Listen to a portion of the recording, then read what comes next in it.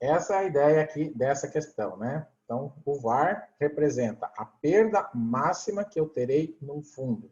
Se o VAR é 2%, significa que eu posso perder no máximo 2% e que essa perda máxima é 2%, nesse caso da questão, com um intervalo de confiança de 90%, significa que 90% de 300 dias eu terei uma perda máxima de 2% durante 270 dias, ou seja, durante a maioria do tempo, está meio que garantido que eu terei essa perda, enquanto o VAR não mudar. Ele pode mudar, como eu falei, porque ele é calculado diariamente. Tá? E em quantos dias eu poderei ter perdas superiores ao VAR? 30 dias, porque 10% de 300 equivale a 30 dias, que é a diferença entre 300 e 270. Então, aqui eu posso perder mais do que 2%. Tá? Aqui eu posso perder mais do que 2%. Oi? Se esses 30 dias cair no mês de março da pandemia, daí vai dar zebra. Cair no mês de março? De 2020, por causa da pandemia, saiu fora do desvio padrão, né? O mês de março. Sim, exatamente. Exatamente. Por isso que agora eu vou mostrar para vocês as ferramentas de proteção que o fundo usa quando acontecem desequilíbrios. Porque o VAR por isso que tem que calcular, eles calculam, principalmente em fundo de ações, ele calcula o VAR diário, tá bom? Porque o VAR pode mudar. Então, o VAR no mês de março, ele extrapolou, né? Mas por que extrapolou? Porque aconteceu um risco sistemático, que foi incontrolável, né? Que a gente já sabe o que é. Por isso que tem que fazer backtests. O que é backtest? Voltar e testar. A tradução literal é essa. Então, o VAR é um modelo estatístico utilizado para tomar decisão sobre o risco máximo, tá? O backtest, ele testa o modelo, tá bom? Ele testa a metodologia do VAR, tá? Então, eu tenho que saber, como gestor, né, se o fundo está ou não exposto a um risco maior que o permitido. Então, eu tenho que, todo dia, o gestor calcula, faz backtest do VAR, para ver se o VAR não mudou. Porque senão, de repente, eu estou confiando que eu vou perder só 2% e, no fundo, está acontecendo coisas no mercado que eu já estou correndo risco maior que 2%. Então, por isso que eu tenho que calcular o VAR todo dia. E aí que entra esse backtest. Então, o backtest, ele testa o VAR, tá? Para ver se o VAR não extrapolou os limites, como é o exemplo que o Valmir acabou de dar, né? No mês de agosto, no mês de março, o VAR extrapolou os limites de tudo. Então, aí o gestor precisa tomar providências, né? No caso de fundo de ações, isso está implícito, não tem muito problema, né? Mas dependendo da política, teve vários fundos que tiveram que tomar providências. Que providências? Ele precisa vender vamos dizer, as coisas que estão caindo e comprar outras coisas. Ele precisa vender, de repente, mudar os ativos com beta muito alto para betas menores. Ele tem que adequar os produtos para deixar o VAR um pouco mais dentro do que eles prometeram. Porque se eles prometem um VAR de 2, né, ele não pode ficar dando um VAR acima de 2 toda hora. Ele tem aquele intervalo que eu falei para vocês, 95%, 99%. Então, ele não pode extrapolar isso. Por isso que é feito o backtest. Então, pergunta de prova. Para que serve o backtest? Para testar o VAR, para testar o modelo do VAR. Porque o VAR, ele é calculado com base em dados históricos, ou seja, vai pegar uma carteira e vai calcular o VAR. Tá sempre assim. Estão acompanhando esse negócio da média móvel aí do coronavírus, né? Como é que é feito o cálculo da média móvel? Por que média móvel? Porque eles pegam sempre, todos os dias, eles excluem o dia mais antigo e incluem o dia atual. Por isso que ela é média móvel. Então, a média vai se movimentando todos os dias, né? E eles pegam uma média de um período para trás, vamos dizer assim, às vezes eles calculam uma média dos últimos 30 dias, às vezes eles pegam desde o começo. Então, dependendo a amostragem que eles pegam, a média também muda para mais ou para menos, né? Mas a média móvel é isso. Exclui o último e coloca o atual. Tá bom? Entenderam o que é VAR? entender o que é backtest e o que pode cair na prova. Se perguntar o que é VAR, você vai dizer que é a perda máxima de uma carteira dentro do intervalo de confiança. Se perguntar o que é backtest, significa que é o teste do VAR, para ver se o VAR não extrapolou os limites. E o stop loss, aqui são tudo palavras em inglês, tá? Não tem como mudar isso. Eu trago a tradução literal só para dizer, mas na verdade na prova provavelmente não vai cair a tradução literal. Backtest não tem como falar outra coisa, né? É voltar e testar, mas eles não vão usar isso na prova, é backtest. VAR também não tem como mudar. Stop loss também não tem como mudar, né? Então vai ser isso. Mas stop loss é bem fácil. O que é loss? É perca. Perder. Stop é parar. Então, fica fácil de lembrar, né? Stop é parar de perder. Legal? Então, vamos dizer que o cara fez o cálculo do VAR, fez o backtest, identificou que a pandemia está fazendo o VAR subir para as alturas. O que tem que fazer? Vender as coisas que estão muito complicadas e comprar outras coisas, né? Outros ativos. Então, isso é stop loss, né? É rodar o modelo do risco, né? E se ele perceber que o VAR está ultrapassando os limites, ele vai acionar a mecanismo de stop, ou seja, ele vai cessar as perdas. Ele vai começar a cessar as perdas. Então, se o gestor prometeu que o VAR é 1% dentro de um intervalo de 95% de confiança, o gestor não pode posicionar a sua carteira de modo a perder mais do que 1%, né, diariamente, certo? Pode, de vez em quando, passar do 1%, como eu já expliquei para vocês a questão dos 300 dias, de vez em quando. Mas isso não pode acontecer mais do que os limites do VAR. Então, digamos que no mercado começam a acontecer fatos que diminuam os preços dos ativos, como é o caso do coronavírus, tá? E isso aumenta o VAR. Então, quando diminui o preço dos ativos, ou seja, as coisas começam a despencar, o VAR sobe, porque o VAR mede o quê? O risco, a perda máxima. Então, aumenta o VAR para 2%. Então, ele tinha um VAR de 1%, o VAR foi para 2%. O que significa isso? Cara, é um perigo. Dobrou, na verdade, a possibilidade de perda. Então, isso é um perigo.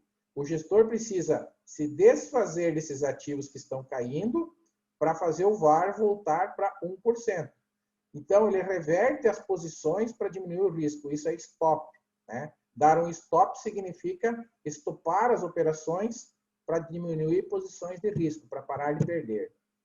Legal? Então, stop loss é acionar o modelo para parar de perder. É dar um stop no que está caindo e passar a comprar alguma coisa para tentar diminuir o VAR.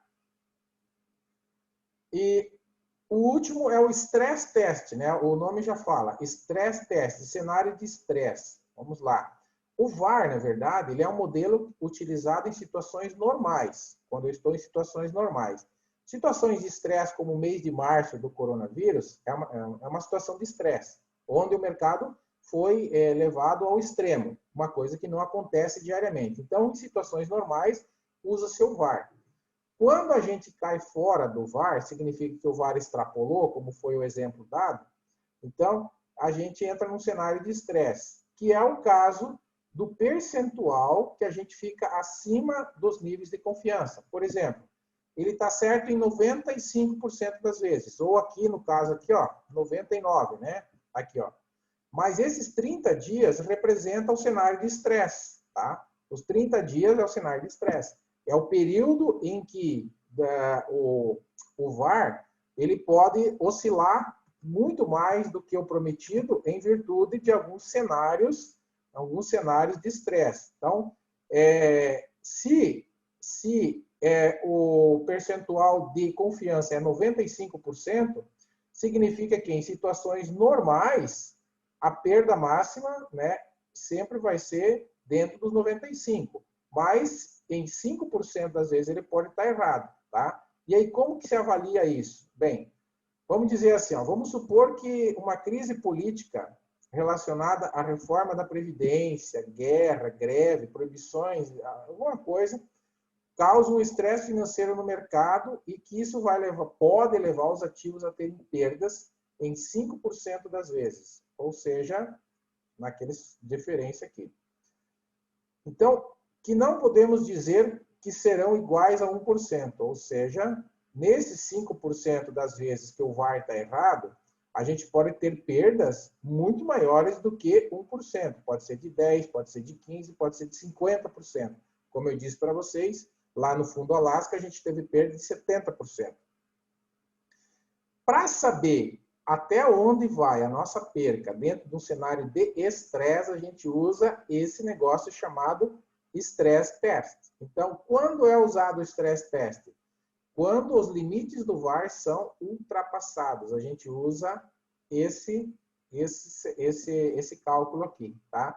O stress mede essa perda potencial em cenários de estresse, em cenários que é acima do intervalo de confiança. Então, é aquele percentual que vamos dizer assim, se for 95, é aquele 5%. Se for 99, é aquele 1%. Então, stress test mede aquele percentual além do intervalo de confiança, quando o VAR é ultrapassado. Aí, mede-se quando o mercado não está em situações normais, aplica-se o stress test. Então, quando que se aplica o stress test? Quando o VAR é ultrapassado e quando o mercado está vivendo um cenário não normal, anormal, na verdade, né? Existe uma anomalia no mercado. Ou mais ou menos isso, né? E como que é cobrado na prova? Bem, eu coloquei só uma pergunta de stop aqui para vocês lembrarem. Ó. O stop é uma forma de limitar o quê? O risco de crédito, as perdas em uma estratégia de investimento buscando a redução da posição de risco, a volatilidade das cotas de um fundo, as perdas de uma estratégia de investimento elevando o nível de risco. Bem, como eu disse para vocês, stop loss é parar de perder. Então, vai elevar o nível de risco? Não. Então, essa D aqui eu eliminaria, né? Não vai elevar o nível de risco, né? O risco de crédito de um fundo? Não. O risco de crédito também não. Ele é medido pelo rating, né? As perdas em uma estratégia de investimento buscando a redução das posições de risco. Essa é a verdadeira, tá? Buscando a redução, tá? O stop loss é uma forma de limitar a volatilidade. Na verdade, o stop loss, por mais que ele ajuda a reduzir o risco, ele não limita a volatilidade. Limitar a volatilidade nós temos que mudar a política, na verdade, de investimento. Então, aqui as perdas, né, esse não é o objetivo do stop loss. O stop loss é uma forma de limitar as perdas. Vamos dizer, o negócio está caindo, despencando, nós vamos limitar as perdas. A volatilidade pode continuar. E eu também falar aqui volatilidade, né? Aqui na letra C eu estou falando em volatilidade. Volatilidades afirmadas assim, jogadas ao vento, pode ser para baixo ou para cima, concorda? Então, eu vou usar o stop loss se eu estou tendo uma volatilidade para cima, né? Não faz sentido. Então, a palavra volatilidade pode ser tanto para baixo como para cima, tá? Então, depende do lado que eu estou. Para que eu vou usar o stop loss se está volátil para cima, né? Ou seja, topos e fundos ascendentes, está subindo, né? Está subindo e eu estou comprado, deixa subir, né? Estamos no elevador, para cima. Meu Deus do céu, que questão comprida. Tá louco. Vou demorar 2 dias só para ler ela, né? Vocês devem pensar isso, né? Barbaridade. Mas é assim mesmo. Na prova pode cair questão comprida. Então, vamos ler. Um fundo de investimento possui um VAR de 2%. Muito bem. Vamos extrair da questão as informações importantes também, né? Não vamos ficar só com toda essa informação aqui. Em 95%. Ó, outra informação importante. Então, essa aqui é a perda máxima, e 95% é o intervalo de confiança. Aí aqui começa, né? Devido à discussão entre o presidente da República e o presidente da Câmara, por causa da reforma da Previdência, o mercado começou a derreter os preços, né? Cair. E vários ativos tiveram quedas acentuadas, afetando o PL do fundo, em um percentual superior a 2%. Ou seja, o VAR começou a ser superado. Como o gestor pode descobrir quais as perdas acima destes 2%, nos 5% devido a outros níveis de confiança? que é 5% acima do nível de confiança. O que ele faz? Num cenário normal, o VAR seria 2%, mas começou a dar uma encrenca aí no Brasil e aí tem que fazer alguma coisa. O que ele vai fazer? Ele vai aplicar o stress test. Aqui, ó. Utilizar o stress test para descobrir os níveis de perdas acima do VAR, tá bom? Porque entramos num cenário de estresse, ó. Quedas acentuadas, né?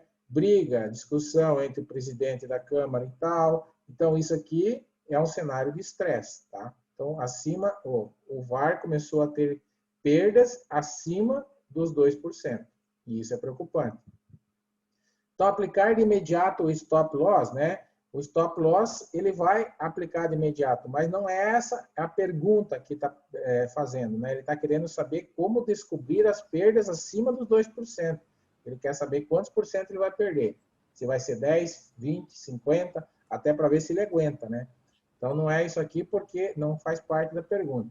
Depois, se ele quiser reduzir o VAR, daí ele vai aplicar o stop loss. Perfeito.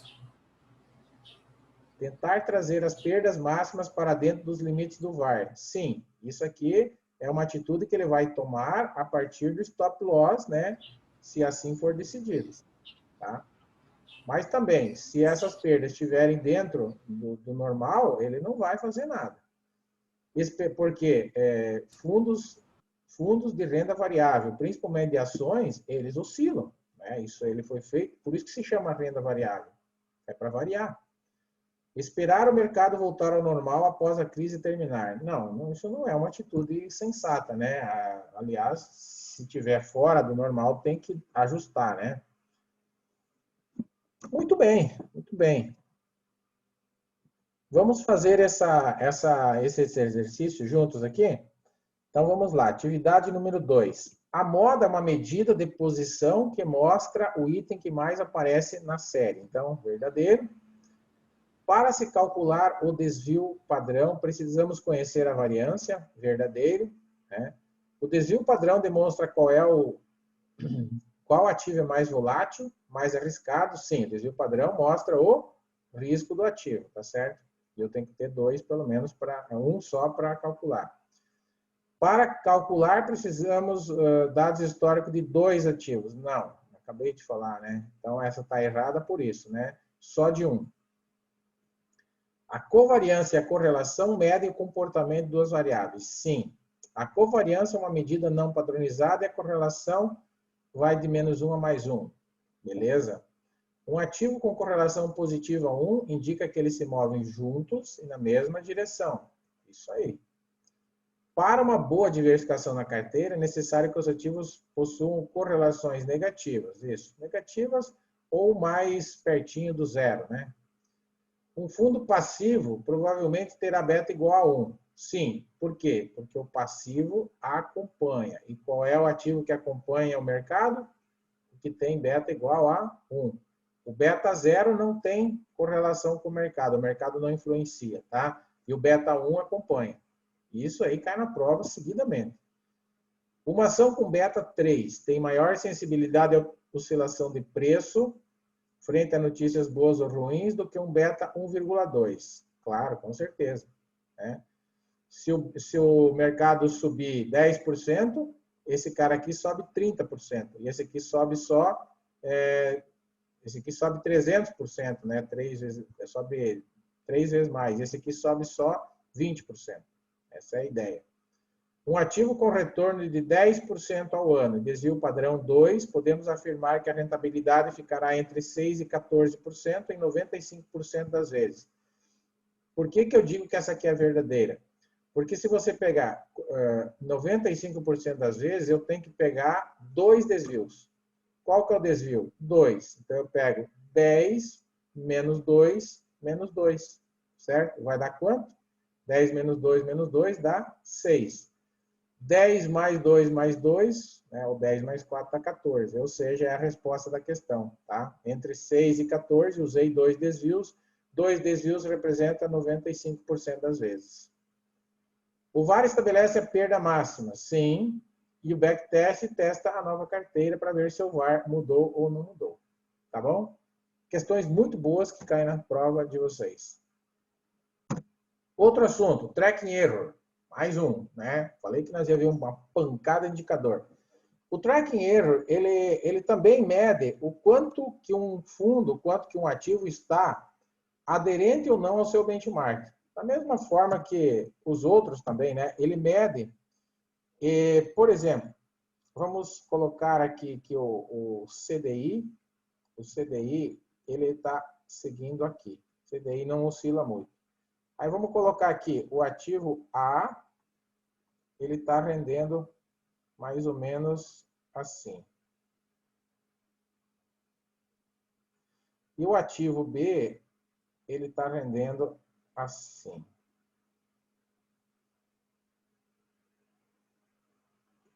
Tá certo? Qual dos dois aqui? Esse é o benchmark. Qual dos dois, A ou B, tem um tracking error, tem um erro maior? O fundo B. Por quê? Porque o B está mais descolado, aqui, ó, mais descolado do benchmark, tá? O A está mais pertinho, ó, tá vendo? Então, quanto mais próximo um ativo estiver do benchmark, menor o tracking error, tá bom? Mais probabilidade dele ser um fundo passivo. Então, quer dizer que o tracking error significa a aderência ao benchmark ou não, certo? É isso que ele mede. Se falar o quão aderente ele é ao objetivo, tá? A esse fundo. É isso que quer dizer o erro quadrático ou o tracking error. Em resumo, quanto maior for o tracking, menos aderente esse fundo está ao benchmark. Por exemplo, o B está menos aderente, ó, certo? Está muito longe. Então, quando a gente olha para um fundo lá, vocês têm isso lá na lâmina, olha só, o CDI está aqui e ele está lá em cima, está aqui embaixo, né? Ele está pouco aderente, ou seja, ele está descolado do objetivo do fundo. Então, esse é um problema, tá bom?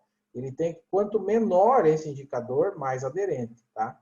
Essa é a pergunta de prova, só isso. Isso aqui é para indicar se o fundo é passivo ou ativo, que nós já estudamos, né? Então, o passivo, fundo passivo, é um fundo que tem menor tracking erro, certo? Menor tracking, tá? O fundo passivo, tracking error, né? Ou seja, ele acompanha o benchmark. Essa é a ideia do fundo passivo. E o fundo ativo, ele tem maior tracking, tá? Maior tracking error, certo? Porque ele supera o benchmark, tá bom? Quando tem menor tracking, ele está, a palavra também aderência é muito usada, ele está mais aderente ao benchmark, ok? Quando ele tem tracking baixo, ele está mais aderente. E quando ele é maior tracking, ele está mais longe do benchmark, tá bom? Está menos aderente, mais longe do benchmark. Isso significa, nesse caso, que esse cara aqui tem mais risco do que o de cima. Concorda? Se ele está mais longe, ele tem mais risco. Olha qual dos dois tem mais risco? O B ou A? O B, com certeza, porque o B está longe, ó, né? Tá aqui em cima, está aqui embaixo. E o A está pertinho aqui, então o A tem menos risco. Então, quanto menor o tracking, menos risco. Tá? Viu quantas coisas eu consegui explicar com o tracking error aqui, ó, nesse esqueminha? Tá bom? Assim você consegue também fazer as suas ponderações. Então vamos lá, vamos ver na prática. Teste rápido. Fundo A, fundo B, benchmark. Qual dos dois está mais pertinho do benchmark? Ó, o mês 1, o fundo A fez 3%, né? O fundo B 1%, o benchmark. A comparação é com o benchmark. Cara, o fundo A está mais longe, ó, bem mais longe. Mesma coisa aconteceu no mês 2. Olha aqui, ó. Né? O benchmark rendeu 2%, mas olha a distância. Então, o fundo A está mais longe, tá? Do que o fundo B. O fundo A tem mais, qual que tem mais risco? O fundo A tem mais risco. Tá vendo como eu estou fazendo a análise da questão? Eu nem olhei para as alternativas ainda. Eu estou tentando entender o contexto. É assim que eu respondo as questões, né? Quando eu faço as minhas certificações, para que eu possa responder melhor. Com essa abordagem, eu já consigo agora ir para as alternativas. Ó. Número 1. O fundo A está mais próximo do seu benchmark. Ó, eu acabei de dizer que não. Então, está mais próximo? Não. Então, a número 1 não é. O fundo, se a 1 não é, se a número 1 não é, eu já posso eliminar a B e a D, né, Valmir? Isso aí. Sim, B e a D. O fundo B possui menor erro em relação ao benchmark. Essa é verdade. Possui menor erro por quê? Porque ele está mais perto, gente. Tá? Por que ele tem menor erro? Ele está mais perto. Ele tem um tracking menor. Então, o tracking é um cálculo. Você não precisa se preocupar com isso. Então, por quê? Porque ele está mais perto. Beleza? E o fundo A tem maior probabilidade de ser passivo. Também não. Tem maior probabilidade de ser ativo. Por tudo que eu já expliquei. Então, essa aqui também não é. Então, a número 3 está errada, tá bom? Se a número 3 está errada, eu elimino a letra C. Então, eu já cheguei na minha questão certa. Provavelmente a 4 está certa. O tracking error do fundo A é maior que o do B. Com certeza, é maior. O tracking error é um cálculo feito para achar o erro. Tá? É maior porque está mais longe. Tá? Com certeza. Resposta certa, letra A. Bacaninha, né? Agora vamos analisar outro indicador, que se chama índice de Sharpe ou índice de treino, que mede a relação risco-retorno.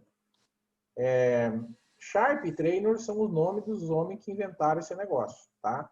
E ele mede a relação do risco com o retorno. Então, basicamente, se pedir na prova, como medir a relação do risco com o retorno, ou você vai responder Sharpe ou vai responder Trainor.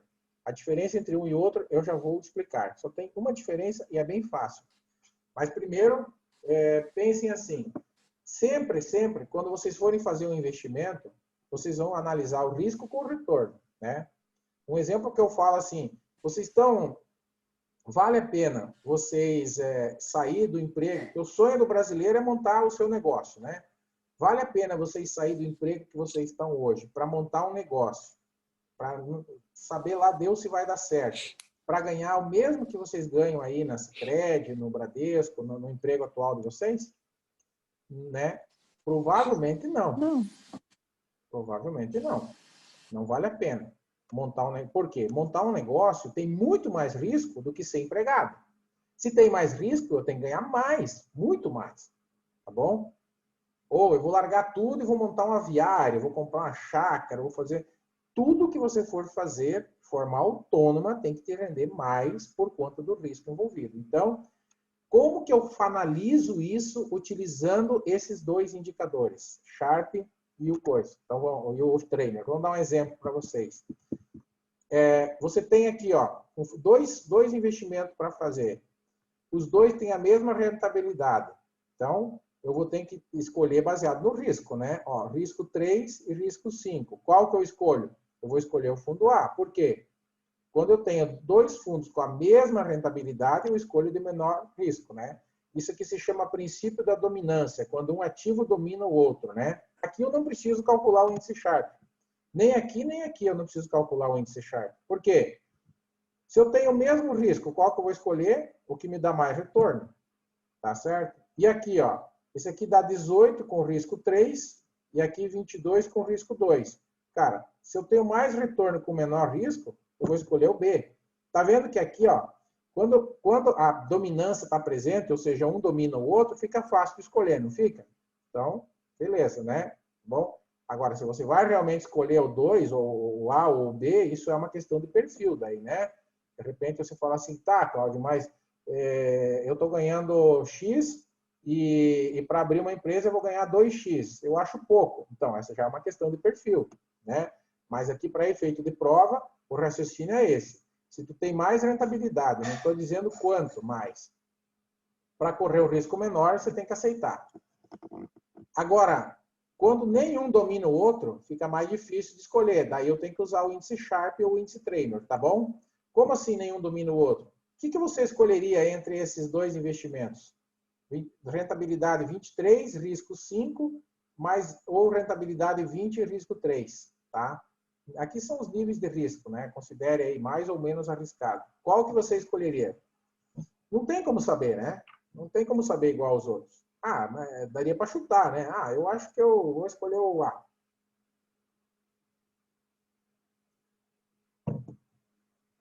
Teoricamente, nenhum domina o outro, não tem como escolher. Então, entra o índice Sharpe. Como é que o índice Sharpe é calculado? Você vai pegar a rentabilidade, né? A rentabilidade menos a taxa Selic, que no caso eu coloquei aqui que é 6%, e dividir pelo desvio padrão. Então, o índice Sharpe usa no cálculo desvio padrão. Tá? Essa é uma pergunta de prova. Vai dar um número, Sharpe é um número, é um índice, tá bom? Que significa o quê? Isso é pergunta de prova. Quanto maior o Sharpe, melhor a relação risco-retorno. Então, neste caso, eu escolheria o fundo B. Tá? Eu optaria por ganhar 20%, porque o risco é menor. Tá? Eu optaria por ganhar menos, mesmo porque por causa do nível de risco, tá bom? Tá bom? Não fique pensando aqui, não, mas esse cálculo está errado. Não, não.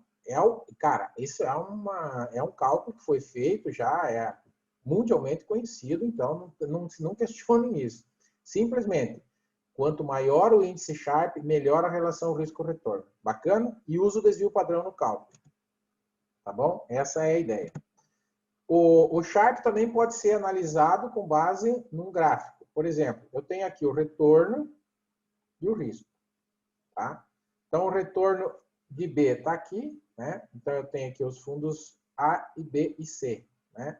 Então, os fundos B e A possuem o mesmo retorno. Ó. Eles estão na mesma linha, eles têm o mesmo retorno, tá?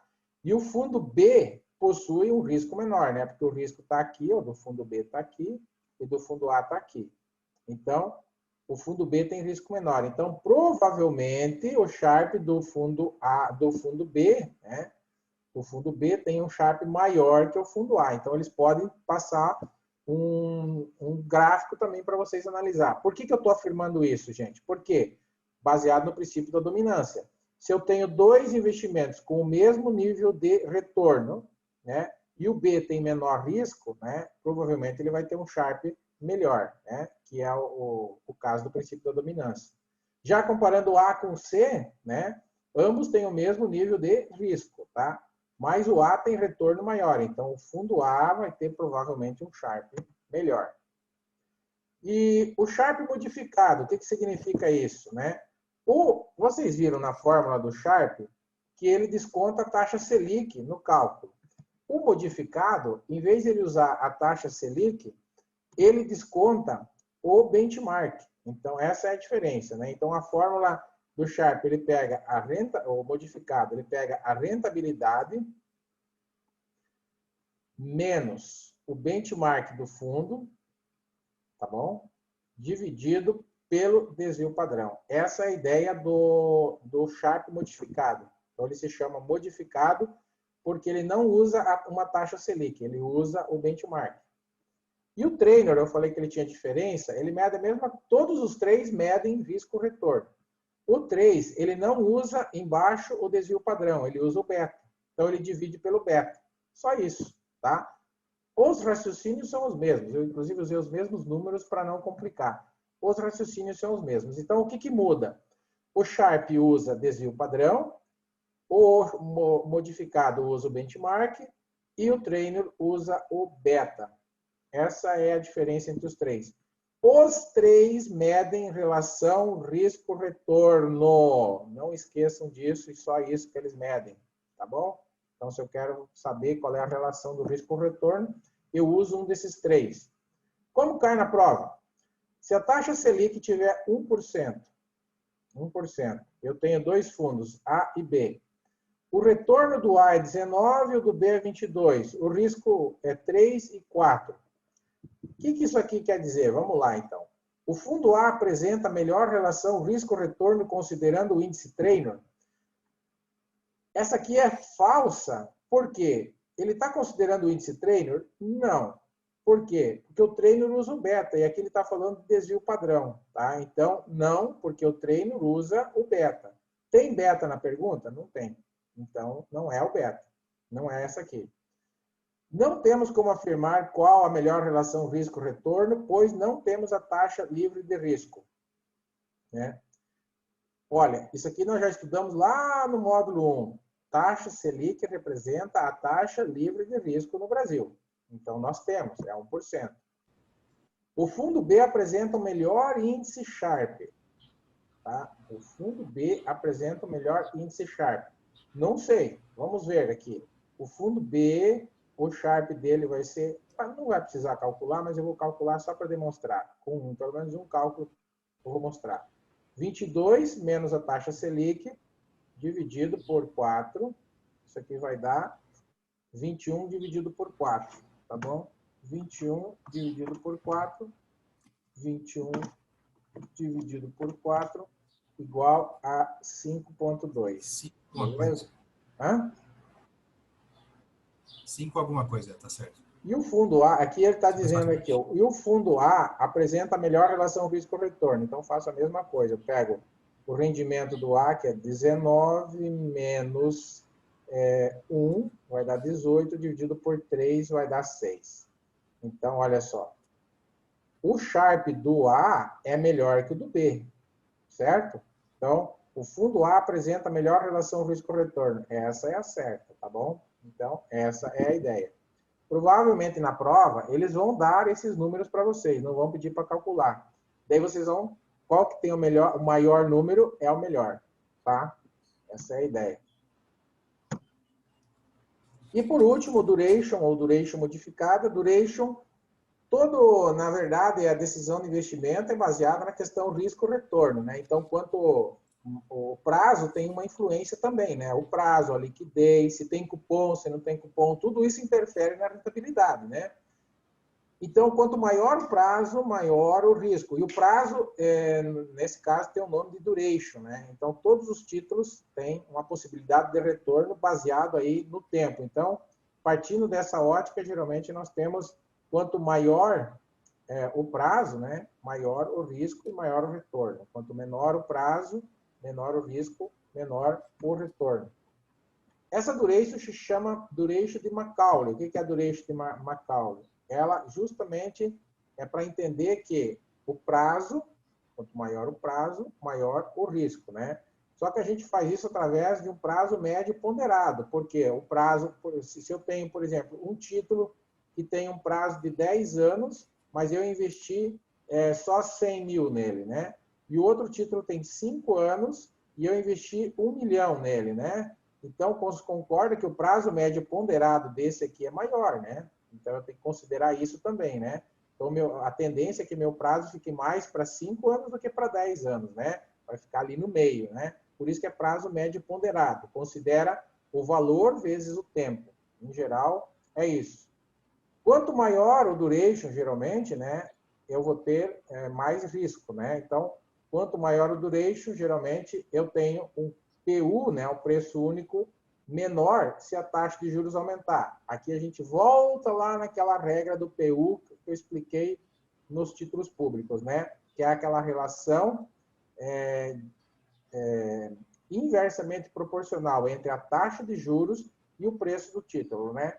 Se a taxa sobe, o PU cai. Então, isso aqui também vale para os duration, né? Então, dessa forma, de Macaulay. Para mim calcular o duration de um título, geralmente eu vou dar... Deixa eu dar um exemplo aqui, ó, um exemplo prático.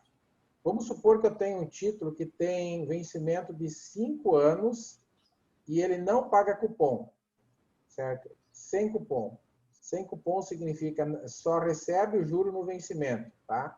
Então, esse título aqui, o duration dele vai ser 5 anos. Agora eu tenho um título de 5 anos com cupom. Qual vai ser o duration dele? O duration dele vai ser um pouco menor do que 5 anos. Sempre assim, então anotem isso. Quando tem cupom, o duration é um pouco menor do que o vencimento. Quando não tem cupom, a duration é exatamente o vencimento. Então, certo? Lembrando, um título zero cupom terá sua duration igual ao seu vencimento. É isso que eu acabei de falar aqui para vocês. Um exemplo prático, vamos lá. Imagine um título pré-fixado com prazo de 3 anos, né? Não sei se eu coloquei isso aqui na apostila. Eu acho que não ainda, né? Mas... Tem sim. Tem? Então tá Tem. bom. Então, nós temos um título com prazo de 3 anos, com taxa de 8,5% ao ano e cupons anuais de 10%, tá? Um valor de face R$ 1.000, que é normalmente o valor dos pré-fixados, né? Então, eu tenho aqui cupom, certo? Então, a duration vai ser um pouco menor do que 3 anos. Levando o cálculo, vai dar 2,74, tá? Não importa o cálculo, só coloquei aí para quem gosta de olhar cálculo, mas na CEA a gente faz isso aqui. Tá? O que vocês têm que ter em mente para a prova da CPA 20 é que quando tem cupom, né, o prazo médio, o duration, fica menor do que o vencimento.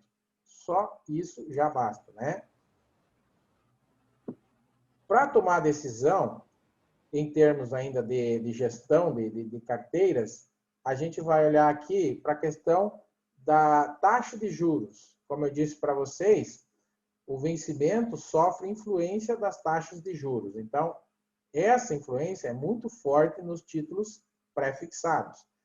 Então, se nós usarmos taxa de juros hoje no Brasil como referência Selic e o DI, né, geralmente nós temos que comprar aí com bom deságio, um bom desconto para ganhar dinheiro. Então, esse efeito, ele, nos títulos, ele sofre um impacto inverso, como eu disse para vocês, tá? Para a gente entender esse impacto, a gente usa a duration modificada daí, né? Que é a duration modificada, é justamente para identificar o que vai acontecer com os títulos se a Selic subir ou cair, né? Então, aí a gente mede a sensibilidade, tá? A duration modificada usa outro tipo de análise e chega num outro tipo de número, tá? E o que essa é a fórmula. Então, vocês viram que a duration modificada nós chegamos em 2,53. O que significa isso aqui, tá? Anotem bem isso, porque às vezes cai na prova. Então, a duration aqui é o prazo. A duration modificada significa que é a relação do prazo com a taxa de juros, tá? É a relação do prazo com a taxa de juros versus Selic, beleza?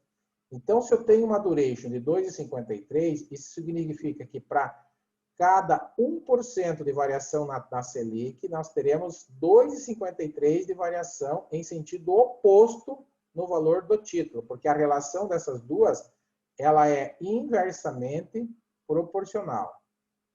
Então, se a Selic subir 1%, o nosso título cai 2,53. Esse é o valor e vice-versa, tá? Isso é duration modificado. Vocês têm esse cálculo aí também. Muito, muito legal isso aqui. Considerando dois títulos públicos com o mesmo vencimento, uma LTN e uma NTNF, responda qual é a correta. Os dois são pré-fixados, concordam? NTNF, lembra de fixo, fixado, T antes, todos são pré-fixados, certo? Então, você ganha na compra. Mas qual que tem duration menor ou maior? Vamos ver, baseado no que eu disse. Aqui tem que lembrar lá do conceito de títulos públicos, do cupom sem cupom. Qual que tem duration maior ou menor?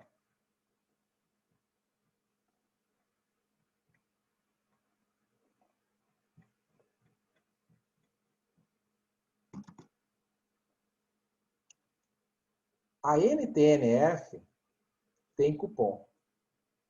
É isso aqui que vai decidir a resposta de vocês.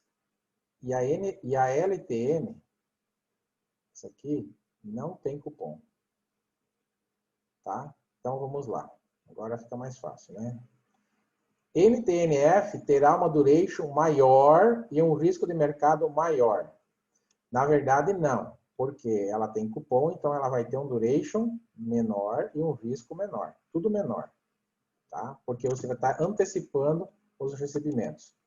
A LTN terá uma duration menor e um risco maior. Não, a LTN vai ter um duration igual ao vencimento. Então, ela vai ter uma duration maior do que a NTN, F.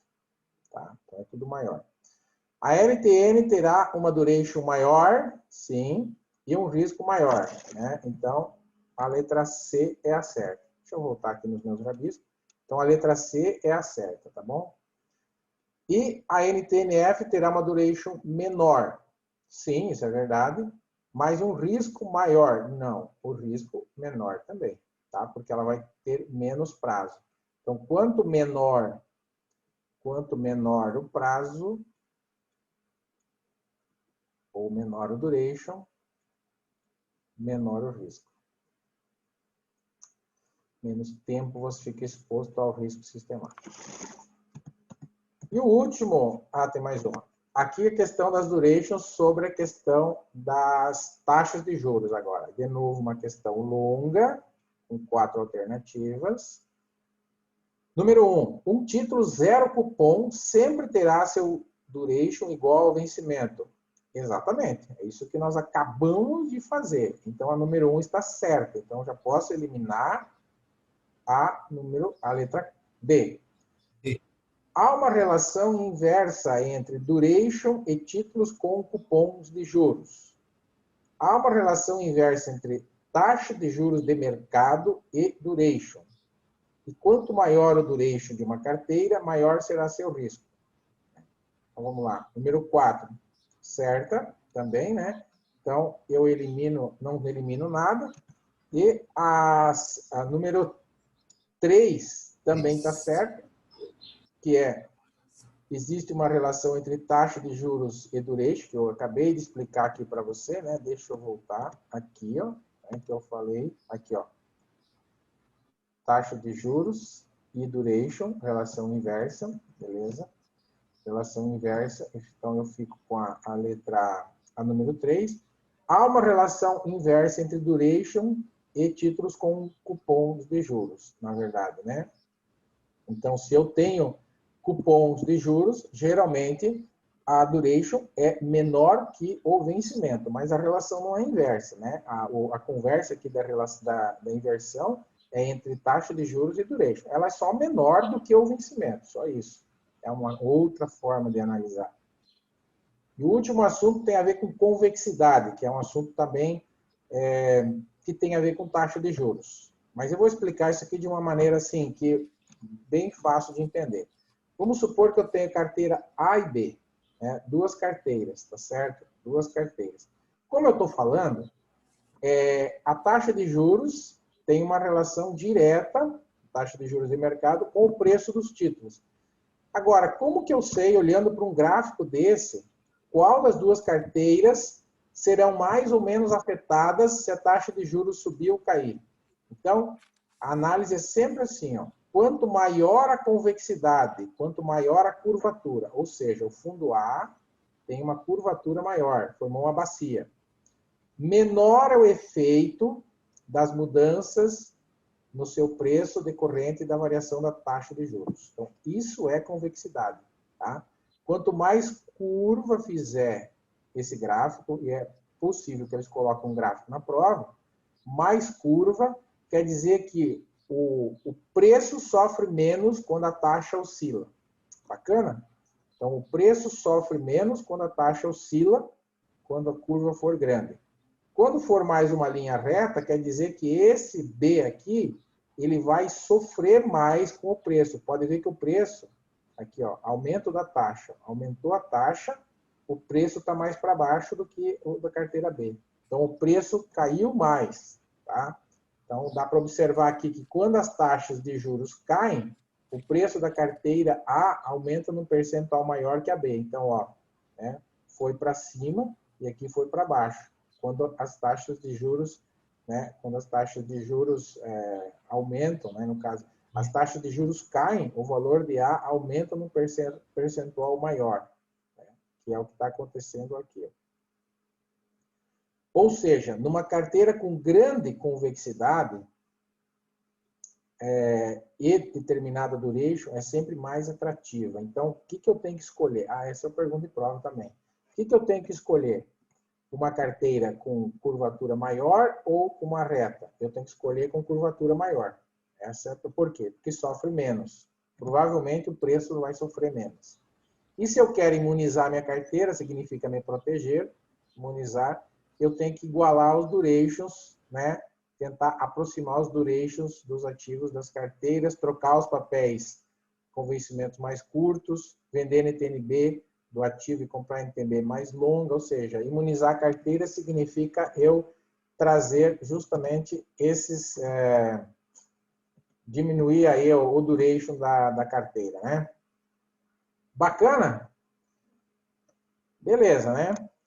Bem, bastante assunto, bastante informação, bastante conceito. Agora vamos fazer o simulado.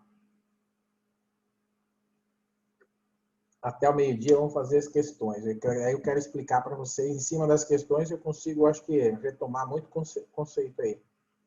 Tá? Estão bem ainda? Dá para aguentar?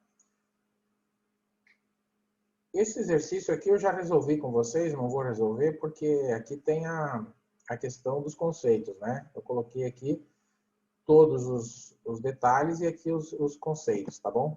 Então, e esse aqui também é a mesma coisa, né? Eu coloquei, só fiz de uma forma diferente.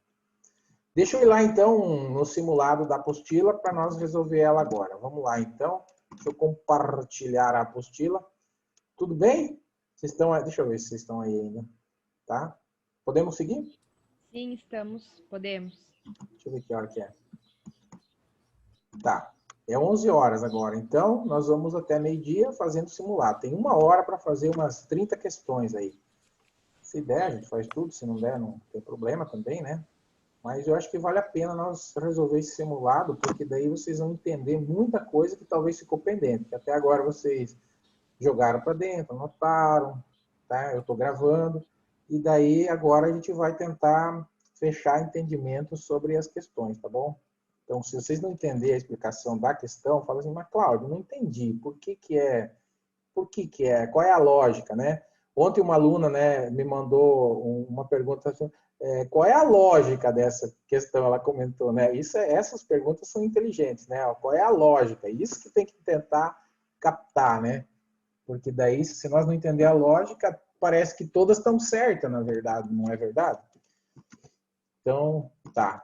Deixa eu compartilhar a tela aqui, só um pouquinho. Cadê? Onde que tá o Zoom? Sumiu o Zoom, tiraram ele daqui. Tá aqui, pronto. Esqueci de contar o que, Adriana? Conta, então.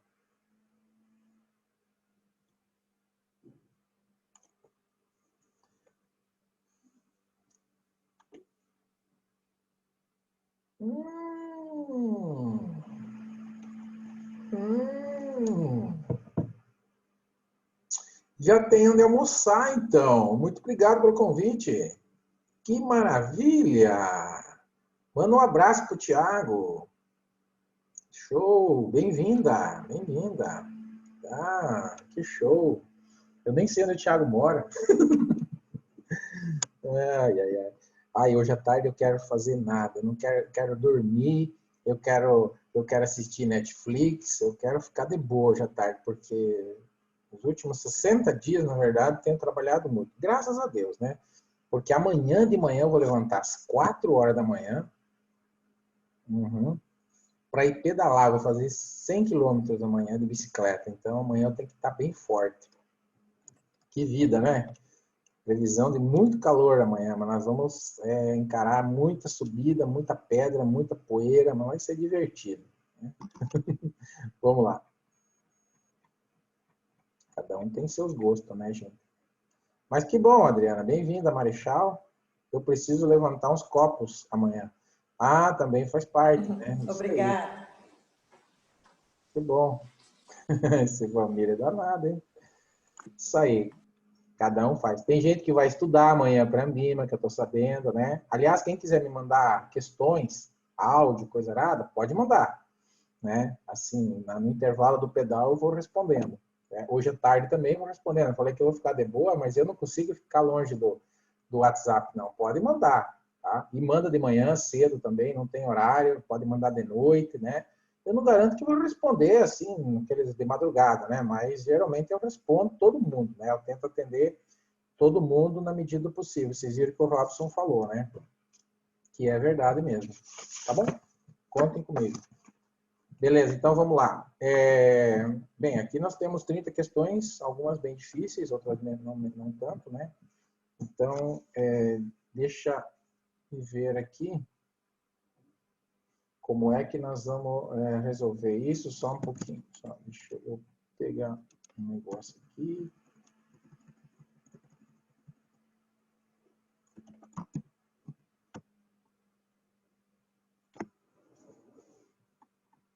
Já volto, só um pouquinho.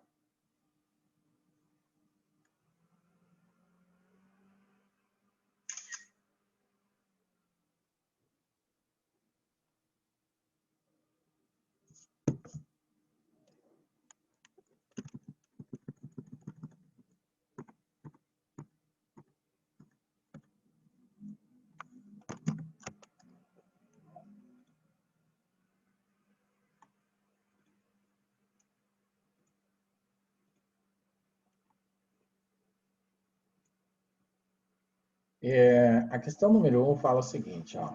Obrigado. Podemos afirmar sobre o conceito de backtest, que é um modelo de simulação de perdas financeiras em cenário econômico crítico, através de expressivas variações dos preços dos ativos e derivativos que compõem uma carteira. Define a pior perda prevista, dado um intervalo de confiança, utilizando uma curva de distribuição normal de dados. Ferramenta auxiliar para validar os modelos utilizados para acompanhamento de risco ou limita perdas dentro dos parâmetros determinados pelo VAR, né? Então, essa questão do backtest, né? O que eu falei do backtest? Eu falei que ele é utilizado para voltar e testar o modelo. Ele testa o modelo, tá? Então, a alternativa que mais, é claro, Cláudio, mas não tem nenhuma alternativa igualzinha que você falou, né? Sim, faz parte, na prova também vai ser assim, né? Então, não tem exatamente, mas vamos pensar, é uma ferramenta? É uma ferramenta. Então, ela faz o quê? Ela valida o modelo. Validar e testar é a mesma coisa. Então, backtest, a palavra validar é muito usada na prova nesse caso, tá bom? Então, ela testa o modelo do VAR para acompanhar o risco, tá certo? Então, essa é a ideia, né? Limita perdas, isso aqui é o stop loss que faz, né? Então, não é aqui.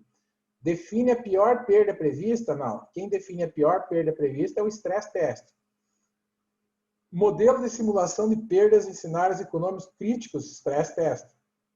Então, a letra A e a letra B é stress test, a letra D é stop loss e a letra C é a certa backtest, tá? Então, eu já estou usando a questão, e é assim que eu respondo.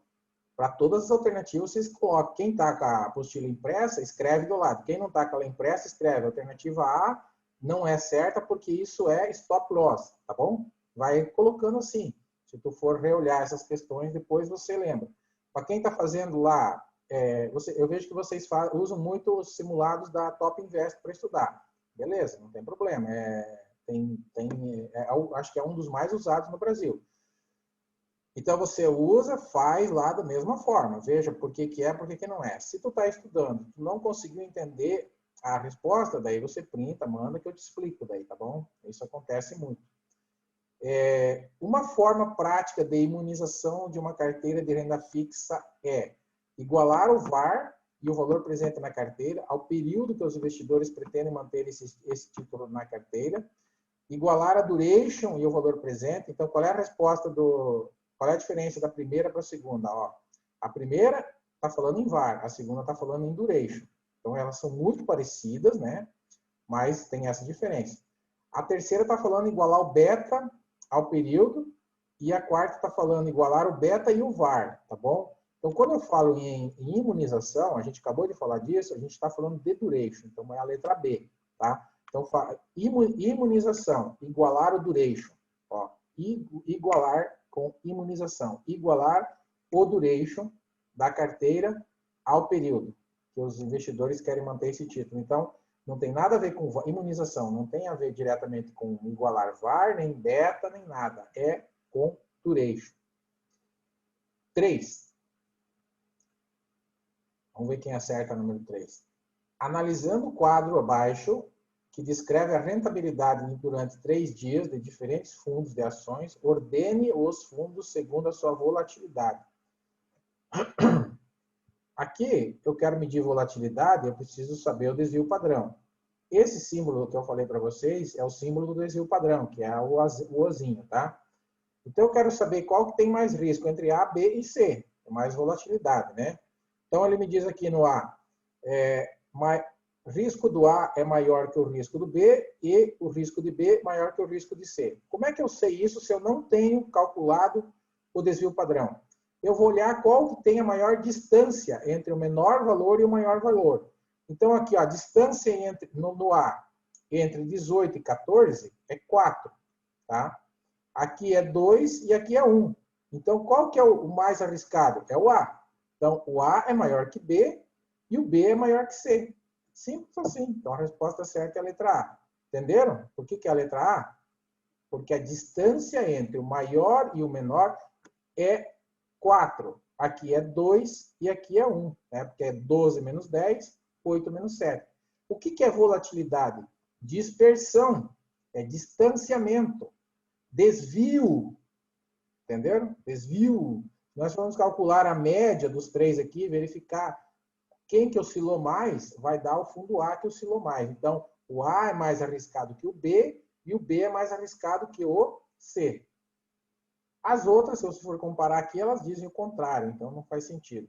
Tá bom? Deu para entender? É um cálculo que não tem o desvio padrão, mas daí quando não tem, você analisa a dispersão entre o maior e o menor. Esse gráfico aqui é um gráfico meio padrão utilizado nas provas, né? Também, né? É um gráfico que representa a questão do risco sistemático. Então, eu tenho aqui o percentual de risco incorrido e aqui a quantidade de títulos. Então, quanto menos título eu tenho na carteira, maior o risco. Conforme eu vou acrescentando títulos na carteira, eu vou diminuindo o risco, tá? Mas a pergunta, vamos ver como é que ela vem, né? A fronteira de eficiência da melhor... A pergunta é, o que esse gráfico representa? A fronteira de eficiência da melhor relação risco-retorno da carteira, a redução do risco não sistemático de uma carteira pela diversificação de títulos, a relação risco-retorno de uma carteira diversificada ou o retorno excedente à taxa de juros nível de risco. Eu acho que é melhor eu pedir para vocês responder, né, do que eu ficar respondendo, né? Qual que é a resposta da 4, né? Entenderam ela? Então, vamos praticar juntos, né? Senão, tipo... É isso, galera. Perfeito. Tá bem. Desculpa. Acho que ninguém respondeu. É B ou C? Ah? É a B, né? Redução do risco... Isso. Pela diversificação, é um gráfico igualzinho né? na apostila, que mostra a redução do risco não sistemático de uma carteira. Quanto mais títulos eu coloco, mais eu reduzo o risco não sistemático. Porque o sistemático está inserido para todos, né? A relação risco-retorno de uma carteira. Não. Na verdade, esse gráfico não mostra a relação risco-retorno, até porque eu só tenho um risco, né? Eu teria que ter 2 para mostrar a relação. E a relação, quando falar em relação risco-retorno, ele vai falar de alguma forma do índice Sharpe ou do Treynor. Então, não é. O retorno excedente e a fronteira eficiente também não é isso que ele mostra, né? Aqui nós teríamos que ter a curva de Markowitz, lá teria que ter mais informações na tela, então eu não tenho. Resposta certa, letra B. Beta. Um ativo livre de risco tem como característica ter beta igual a quê? 0, 1, 2 ou menos 1. Bacana essa questão, hein? Né? Nós falamos, o beta 1 acompanha, o beta maior que 1, ele tem mais risco que o mercado, o beta menor que 1, ele tem menor risco que o mercado, né? E o beta 0, lembra o que é o beta 0? Beta 0, o que é? Que é a resposta certa, né? O 0, que o mercado não tem influência. Então, risco. isso. Ativo livre de risco é isso, né? Que ele não tem influência do mercado, não sofre influência do mercado. Então, por exemplo, títulos públicos, provavelmente o beta dos títulos públicos seja muito próximo de 0, tá? Porque eles sofrem pouquíssima influência do mercado, eles têm baixíssimo risco, são indicados para investidores extremamente conservadores. Esse é um raciocínio que pode cair na prova de vocês. Uma resposta à letra A. Em relação ao tracking error, um fundo de gestão passiva. O que é um fundo de gestão passiva? É um fundo que acompanha o seu benchmark. Tá? Passiva. Tá? Então, ele tem um tracking próximo de 0, acima de 1, próximo de menos 1, ou entre menos 1 e mais 1. Resposta certa, letra A. Exatamente. Exatamente. Letra A, próximo de 0. Exatamente. Porque o fundo de gestão passiva, vou relembrar aquele exemplo que eu dei lá antes, tá? O fundo de gestão passiva, ele tem o benchmark, ou seja, o rendimento do fundo está bem pertinho do benchmark, enquanto que o de gestão ativa está longe, né? E quanto mais longe, menos aderente, maior o erro, tá? Então, se for acima de 1, significa que ele está mais longe, né? Esse negócio de próximo a menos 1 aqui, na verdade, não faz sentido, nem a letra C, nem a letra D. Isso aqui ele está querendo confundir com a correlação, tá bom? Então, próximo a 0, porque quanto mais próximo a 0, mais aderente ele está. Quanto menor, mais aderente. A número 7. Número 7. Essa aqui é para cair os cabelos da cabeça. Baseado apenas nas informações do quadro abaixo, assinar a alternativa correta, né? Essa aqui mistura duration com duration modificada e com a relação inversa com a taxa de juros. Então, tem tudo a ver com a duration modificada que eu expliquei lá naquela hora dos 2,53. Tá? Então, o que significa essa duration modificada aqui de 1,82 e 3,64, né? Significa que para cada R$1 que a taxa Selic subir, né, ou cair, a duration modificada vai subir ou cair 1,82%. Essa é a ideia, né?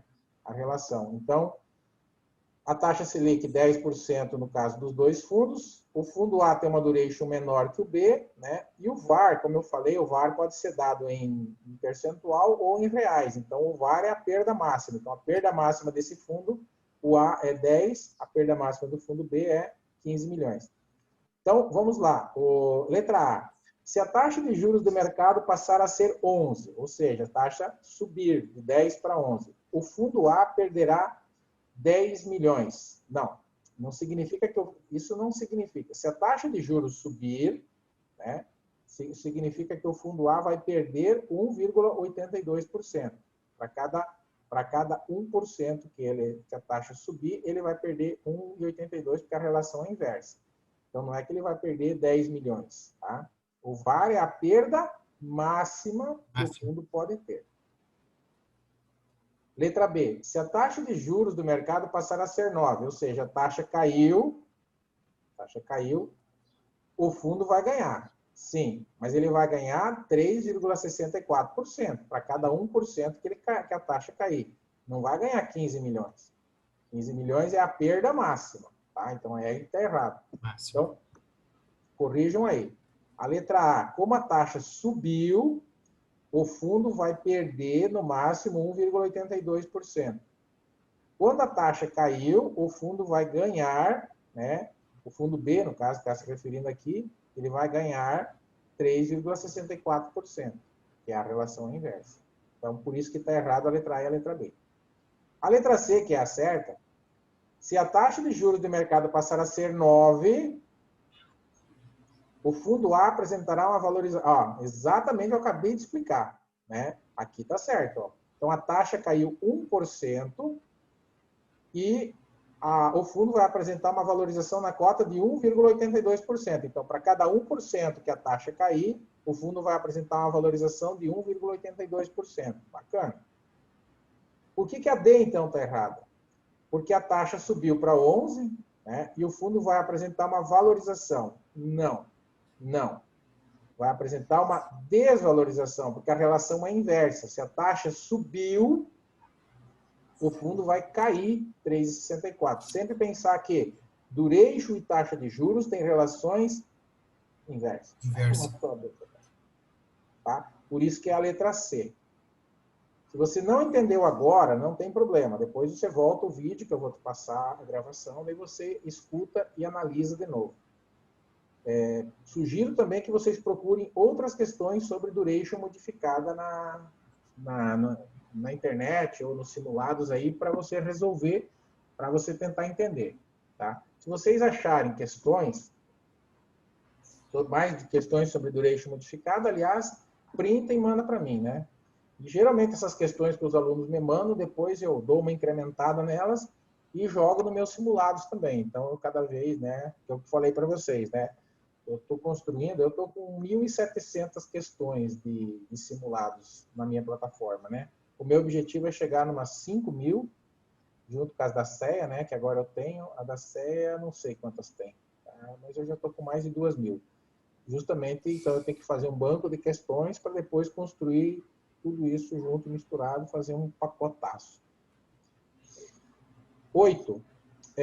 Compare os fundos de investimento abaixo e determine qual seria a sua tomada de decisão sobre um investimento, considerando apenas a relação risco-retorno. Agora sim, ó, considerando relação risco-retorno é o Sharpe, né? Então, tem que comparar esses bichinhos aqui, beleza? Fundo A tem um VaR 3 e uma rentabilidade 3. Então, o VaR representa o risco e o retorno é dado pela rentabilidade. Beleza? Então, vamos lá. Qual que é a resposta certa aqui? O investidor prefere o fundo A em relação ao fundo B e prefere o fundo C em relação ao fundo B. Por que ele está perguntando isso? Por causa daquela relação de dominância que eu expliquei para vocês, né? Aqui eu tenho 3 de risco, aqui eu tenho 3 de risco. Mas aqui eu tenho rentabilidade maior. Então, eu escolho entre A e B. Qual que eu escolho entre A e B? A. Claro, vou escolher o A. Ele me dá mais rentabilidade para correr o mesmo risco. Sim. Está cortando um pouco a tua fala, Valmir, mas... É isso aí mesmo. É isso aí mesmo. E... risco igual, rentabilidade maior, né? Isso, exatamente. E prefere o fundo C em relação ao B. Por que isso? Por que eu prefiro o C? Gente, o C, ele me dá 2% de risco para uma rentabilidade igual, né? Então, é o inverso do A e do B. O B tem um risco maior para me dar a mesma rentabilidade. Então, a letra A está certa por isso, entendeu? Eu prefiro o A em relação ao B, o C em relação ao B, tá? Beleza?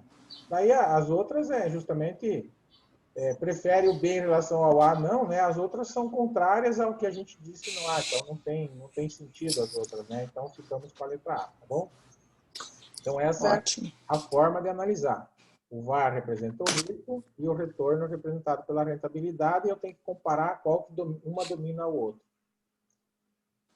9. Saber a convexidade de um título de renda fixa é importante para conhecer os efeitos, né, no preço dos títulos em função da mudança na taxa de juros do mercado, independente de sua intensidade ou formato na curva de juros. Quando eu falei para vocês sobre intensidade, a gente falou que o formato da curva que vai dizer qual é o impacto dos juros na formação do preço. Então, não é independente da sua intensidade ou formato da curva. Depende, sim, da curva de juros. Então, essa aqui que é a certa. Ó. No vencimento dos títulos, em função de mudança nas taxas de juros e em função da sua intensidade e formato. Então, é importante conhecer os efeitos da curva de juros, sim, né? Porque isso vai mexer no preço. Então, a letra A não é, porque está falando independente da sua intensidade ou formato. A letra C não é, porque diz assim, que no cupom de juros de títulos em função de mudança da taxa de juros de mercado, independente, de novo, está falando que é independente, tá? E cupom também não tem nada a ver, o negócio é no preço. E aqui fala no valor de face e, de novo, independente. Então, são duas coisas erradas, né? Não é no valor de face, né? É no vencimento dos títulos, né? Então, aqui, e independente. Então, essa é a palavra-chave aí. Depende, sim. Então, o preço depende, sim, da curvatura de juros. 10. Dos itens abaixo, assinale aqueles que têm relação inversa com a duration. Questão muito parecida com o que eu coloquei lá nos slides, né? Qual que tem relação inversa com a duration? A taxa de juros de mercado e cupom de juros, a duration modificada e cupom de juros, a duration modificada e vencimento do título, ou a taxa de juros e a duration modificada. Então, essa é a questão 10. Qual que é a certa?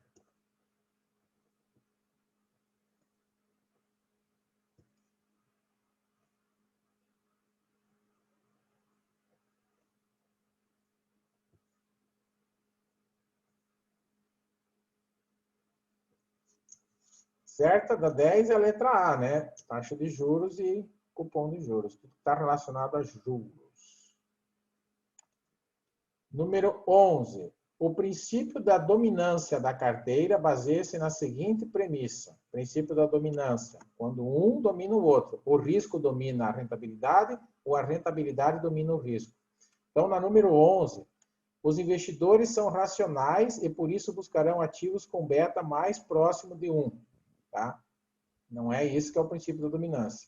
Que os investidores raramente são racionais, que os investidores são racionais e sempre buscarão os ativos com menores riscos e maiores retornos. Isso é o que um investidor racional busca. E isso é o princípio da dominância. A gente busca, que é aquilo que vocês responderam aqui. Ó, isso aqui que é o princípio da dominância. Né? Entre o A e o B, a gente escolhe o que tem mais rentabilidade, né? E menor risco. Concorda? Isso é o princípio da dominância. Então, esse é o exemplo prático da número 11. Isso que o investidor racional faz. Mas não é tão simples assim, né? A letra D não é porque fala assim, que os investidores são racionais e sempre buscarão ativos com os melhores retornos dos últimos anos, tá? Por mais que a gente queira isso, mas isso não é uma decisão também sábia, né? Rentabilidade passada, a gente sabe que não é garantia de rentabilidade futura. Então, a letra D está errada por isso. 12. Um investidor está formando uma carteira de títulos pré-fixados. Para diminuir o risco de mercado, em caso de elevação da taxa de juros, ele deverá escolher o quê? Menor convexidade e maior duration modificada, menor convexidade e menor duration, maior convexidade e maior duration, ou maior convexidade e menor duration. Então, a resposta é maior convexidade, a primeira parte. Por quê? A curvatura tem que estar maior. Então, eu já elimino a letra A e a letra B. Fico com a C e com a D. Tá? Se eu quero diminuir o risco, eu sempre tenho que ter um prazo menor, porque prazos maiores me trazem mais risco. Então, o prazo é definido pela duration, pelo tamanho da duration. Então, duration modificada menor. Letra D é certa. Maior curvatura, bacia maior, e menor prazo. Beleza? É por isso, quando eu quero diminuir o risco, eu tenho que escolher assim. Número 13. Podemos afirmar que uma carteira de investimento formada por dois ativos, cujo coeficiente de correlação entre eles é de menos 0,8, proporcionará a um investidor redução do risco sistemático, redução do risco não sistemático, aumento do risco sistemático ou aumento do risco não sistemático. Questão 13. O que que uma correlação negativa reduz?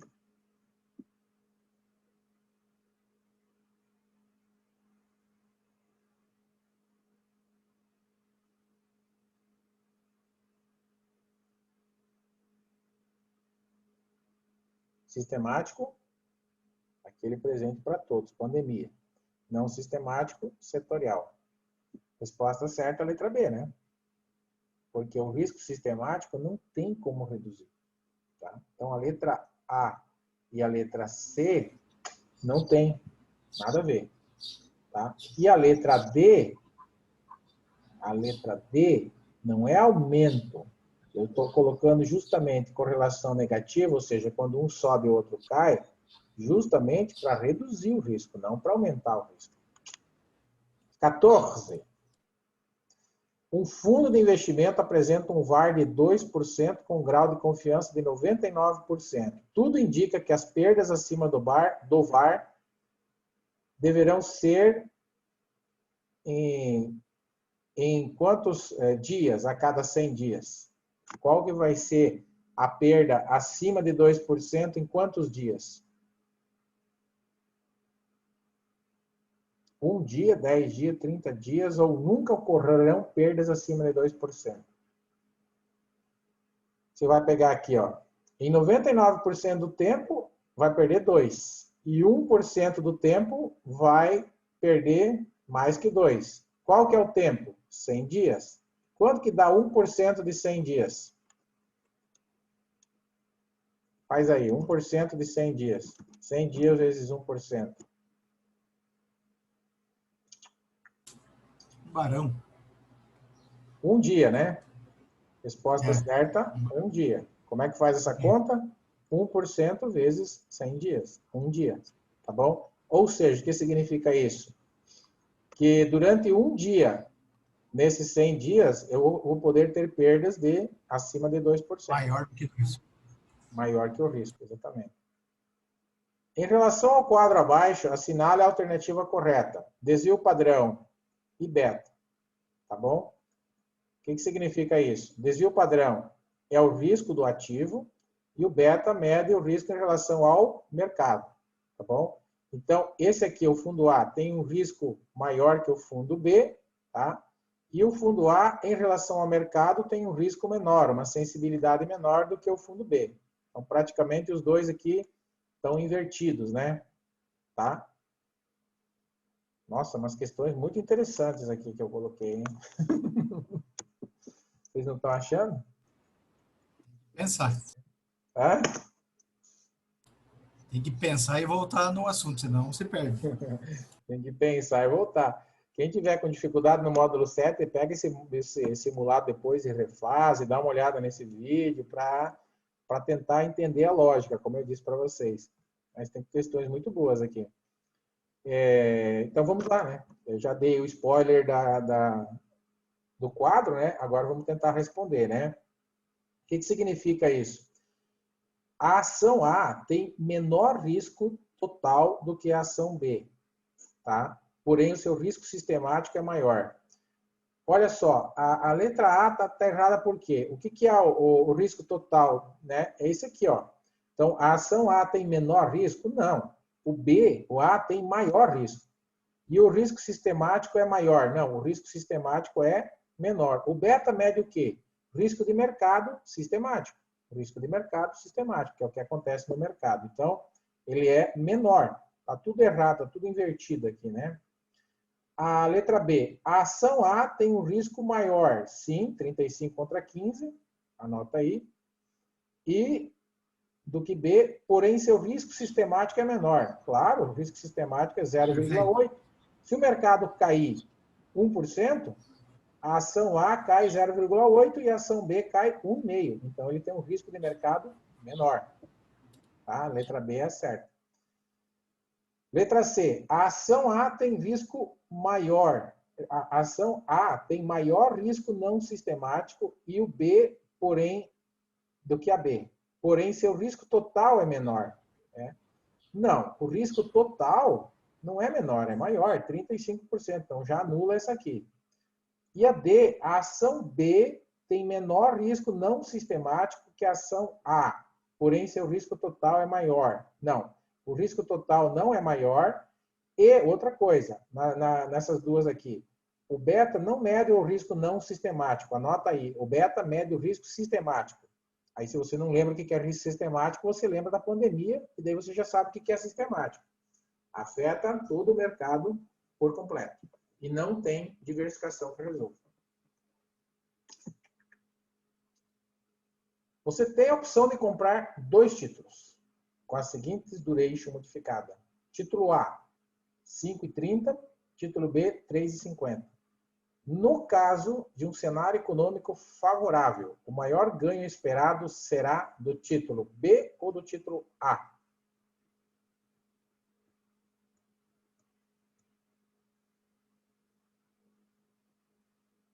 Mercado econômico favorável quer dizer está subindo.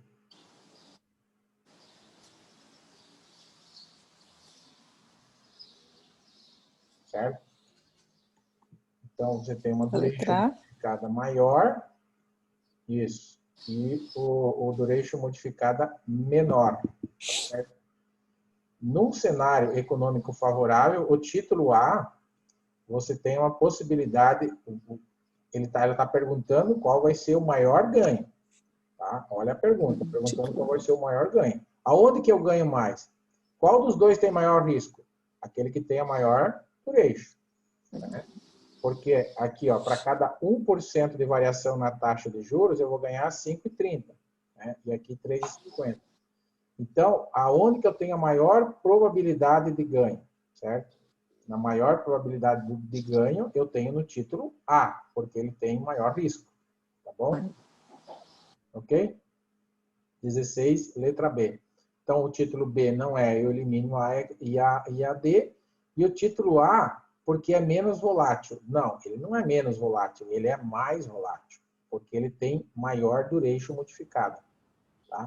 Essa é a questão 16. A questão 17 é a expressão limites de redução de risco pela diversificação diz respeito a quê? A diversificação reduz riscos apenas de natureza sistêmica. Tá? Cara, não, isso não é verdade. Porque eu já disse várias vezes que a diversificação reduz o risco não sistêmico. A diversificação reduz apenas risco de natureza específica. Isso mesmo. Natureza setorial, específica ou não sistemática. É tudo a mesma coisa. A diversificação reduz riscos apenas em carteira de renda fixa. Também não. Não. Diversificação reduz em todas as carteiras, renda fixa e renda variável. A diversificação reduz riscos apenas em carteiras com baixo desvio padrão. Também não. Na mesma linha da C, né? Baixo, alto, né? Tudo. Principalmente nos de alto, né? Que tem mais oscilação, mais risco. Então, a diversificação ajuda pra caramba. A 18. A principal característica do erro quadrático ou do tracking erro, que mede a mesma coisa, né? Mede aderência, mede distanciamento do benchmark. Então, na 18, medir o quão aderente ou próximo do fundo está ao benchmark. E esse é a principal característica. Medir a aderência ao benchmark, letra A certa. Tá? A letra B está errada por quê? Quanto mais longe do benchmark, menor o risco. Não, maior o risco. Corrija aí. Para fundos ativos, é melhor que o tracking erro não esteja descolado do benchmark. Não, é melhor que esteja descolado para fundos ativos, porque ele tem que oscilar. O fundo ativo tenta superar o benchmark. Então, ele não vai ficar junto, ele vai ter que oscilar para cima ou para baixo, sei lá, mas vai ter que oscilar. Um fundo com tracking erro elevado está acompanhando? Não. Não. Tracking erro elevado não está acompanhando, ele está superando. Beleza? Então, por isso que é a letra B, né? 18, letra B. Letra A, desculpa. Letra A. 19. Um fundo de investimento que possui rentabilidade média de 6% ao ano e desvio padrão 3%. Dessa forma, é possível afirmar que em 95% das vezes a rentabilidade do fundo ficará entre. Essa aqui a gente resolveu nos testes durante a aula, né? mas para quem está assistindo, talvez para quem não está na aula e está vendo a gravação, aqui só para ficar certo, você vai pegar como? Você vai ter aquelas duas formas que eu falei, por tentativa e erro, fazer as três, ou pegar pela diferença, né? Você vai pegar ali, ó, como é que eu faço para chegar em, né? Ele vai dessa 95%. Ele vai pegar 3 desvios. Duas vezes. Então, eu vou pegar aqui 3 desvios, eu vou pegar 6 mais 9, né? 3 desvios vai dar 3 vezes o número 3. Então, isso vai dar 9. 6 mais 9, 15. E 6 menos 9, menos 3. Então, a resposta fica entre menos 3 e 15, tá? Ela não é exatamente igual, agora que eu me lembrei. Lá eu tinha posto o contrário. Nas alternativas eu tinha posto 95, 99 e 68, né? Eu tinha posto... 95 é só duas vezes, né? Oh, desculpa. Não é 3. Ixi, caramba. Eu somo só duas, então é a C, né? Expliquei errado. 6. Eu vi o percentual de menos 3 e 15 e acabei me deixando levar, lembrando, não, ela não tem nada a ver com aquela questão lá. Puxa, Só se fosse 99% das vezes. Exatamente. Desculpa. Eu acabei vendo o percentual ali e acabei lembrando daquela outra questão. Tá, desculpa. Não, Professor, repete, por gentileza. Então, é isso que eu vou fazer. Não, desculpa. Eu expliquei, eu me deixei levar pelo percentual aqui e me iludi. Vamos lá. O fundo de investimento tem rentabilidade média de 6% e desvio padrão de 3%. Tá? Dessa forma, é possível afirmar que, em 95% das vezes, a rentabilidade desse fundo vai ficar de quanto a quanto? Muito bem. Como é que eu vou decidir qual é para chegar na faixa? Eu tenho que pegar o percentual de 95, segundo a curva de Gauss, diz que nós temos que usar 2 desvios somados e diminuídos da média para chegar nos 95%, tá? Então, se é 2 desvios e o desvio é 3, eu vou pegar 6 mais 3 mais 3, isso dá 12, e 6 menos 3 menos 3, isso dá 0. Então, significa que é correto afirmar que, com 95 de grau de certeza, de confiança, que esse fundo, com média 6 e desvio padrão 3, oscila entre 0 e 12%. Beleza? Essa é a resposta certa. Letra C, 0 e 12%. Tá bom? Então tem que lembrar o quê? Que quando falar 68%, você usa um desvio. Como um desvio? É uma vez, somar uma vez o número 3, a média. 2 desvios utiliza 2 vezes o número 3 somado à média. Se for, no caso dessa questão aqui, o desvio pode ser diferente. E se fosse 99%, utilizaria 3 desvios, ou seja, somaria 3 vezes o número 3, né? O que daria a resposta daí da letra B que eu estava falando antes, tá certo? Então, aqui eu coloquei alternativas justamente para confundir vocês. Pode cair na prova, aqui no lugar das faixas, pode cair o percentual, 95, 99 ou 68 também. Tá? Mas o raciocínio é igual. Melhorou, né? Muito bem. Aqui é aquele gráfico, né, igualzinho que eu coloquei na apostila, né? O retorno de B e A, né, o risco do B é menor que o de A, tá? Mas o retorno é igual, então tem a ver com o princípio da dominância. A e C, né, tem o mesmo risco, mas A tem um retorno maior. Então, o que significa aqui? O índice Sharpe de B é maior que o de A? Né? Essa é a resposta certa. Por quê? Porque o B tem o mesmo retorno que A, mas tem menor risco. Essa é a ideia, né? Aí a letra B está invertida, não é verdade? Tá? E a letra C, o índice Sharpe de C é maior que o de A, porque maior risco, maior retorno. O C, ele tem menor risco que o de A, né? O A está mais para cima, ó, tá? E o fundo A tem índice Sharpe menor que o C, porque tem mais risco. Na verdade, ele tem mais risco e maior retorno, mas falar que o índice Sharpe dele é menor, não, o índice Sharpe dele é maior, justamente porque ele tem aqui, ó, ele tem mais rentabilidade, tá? Ele está mais para cima, né? O fundo A tem índice Sharpe menor que C, porque tem mais risco, né? Mais risco. Não é por isso, né? Ele pode até ter um Sharpe menor, Mas não porque tem mais risco. Se ele tem um Sharpe menor, é porque ele tem geralmente menor risco. E não é o caso aqui. Essa é a confusão que eles vão querer. Conceito aqui por trás, princípio da dominância. Quando eu tenho dois investimentos com a mesma rentabilidade, eu prefiro o que tem menor risco. Quando eu tenho dois investimentos com o mesmo risco, que é o caso do A e o C, eu prefiro o que tem o maior retorno. Sempre assim. Isso são investidores racionais, decidem assim. Sobre risco de crédito agora. Né? Risco de crédito, questão 21. A nota de rating é dada por agências e se for AA é mais arriscada do que AAA. A número 1 está certa? Analisem comigo, daí a gente vai respondendo juntos. Número 1 está certa? Correto. Tá. Correto. Sim. A número 1 está certa. O AA tem mais risco. Claro que não é um risco, né? Mas tem mais. Está faltando um A. Número 2. As ações só possuem esse risco quando compramos com o intuito de tornar-se sócios. Não tem risco de crédito. Né? Esse risco quando compramos com o intuito de tornar-nos sócios.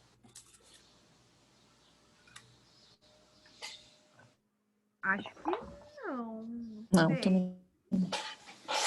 Achei meio estranha essa definição. Ações. Ações não tem risco de crédito, né? Isso. É claro que quando nós compramos ações, a gente vai se tornar sócio. É sócio, né? Eu comprei ação, eu sou sócio. E não tenho risco Mas de aí crédito. não tem risco de crédito. Exatamente. Então, essa aí está errada. Mas é uma puta de uma pegadinha, né? Mas ela está errada por isso. Só possuem esse risco? Não. Mas aí- Elas nunca possuem risco de crédito. Se eu vou ser sócio... Aí sobrou só a letra D, né? É. Tá, a número 1 está certa, a 2 está errada. E a 3? A nota atribuída a um país chama-se risco soberano. É isso aí. Certo? Quanto Sim. pior a classificação de risco dada por uma agência, maior a possibilidade de retorno. Correto também. Então, é a letra D, 1, 3 e 4, é isso? Isso. Entenderam essa 4 aqui? Sim. A 4 é a representação gráfica da número 1. Ó. Quanto pior a classificação de risco, maior a possibilidade de retorno. Por quê? Para mim, se eu investir num título duplo A, eu tenho que ganhar mais retorno do que se eu investir num título triplo A. Concorda? Porque o duplo A tem mais risco, tem uma classificação pior. Então, ele tem que me pagar mais juros, tem que me dar mais retorno. Resposta certa, letra D. Bacana isso aí também. 22. Quais das alternativas abaixo não está correta?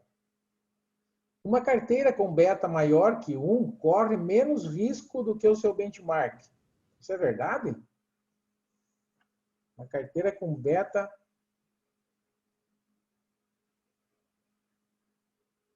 Uma carteira com beta maior que 1 corre menos risco que o seu benchmark?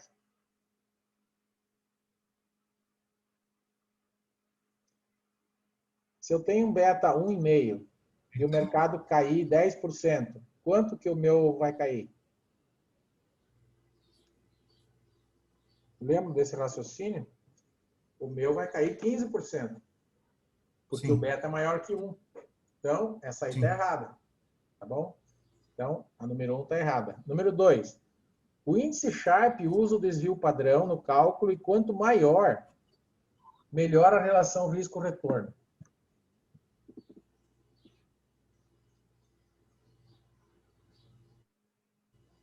Certo ou errado? Sei.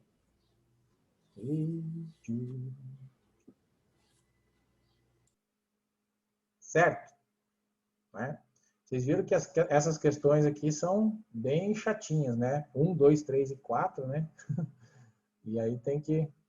Se somarmos dois desvios à média de um investimento, teremos 95% de grau de confiança.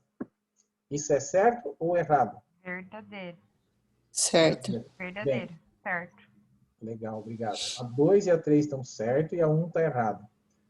4. Quanto menor o tracking, mais aderente o fundo é ao benchmark. Sei. Certo. Claro. Então, aí eu quero saber qual não está certa. Então, só a resposta à letra B. Beleza? Cuidado com essa aqui, ó, 2, 3 e 4. Essa aqui está certa, né? Essa aqui são as certas, mas cuidado que a pergunta pede Não qual vê o não. não lá? Hã? Se não vê a palavra não lá, já vai responder assim. Verdade. Sim, eu estou só alertando para isso, porque a gente vem num batidão de responder as certas, e daí cai numa dessa aqui que inverte a lógica. Daí, se tu não está prestando atenção, é fácil de errar, né? De cair numa pegadinha. Por falta de atenção, nem por falta de conhecimento, às vezes. Mas eu sei que isso não vai acontecer com ninguém. Uma carteira com correlação +1 significa o quê? Que a carteira tem pouco risco porque as ações sobem juntas e na mesma direção, que a carteira possui mais risco porque as ações sobem juntas e caem juntas, que a carteira possui baixo risco porque quando um ativo sobe o outro desce, que a carteira possui baixo risco porque ambas as ações caem juntas.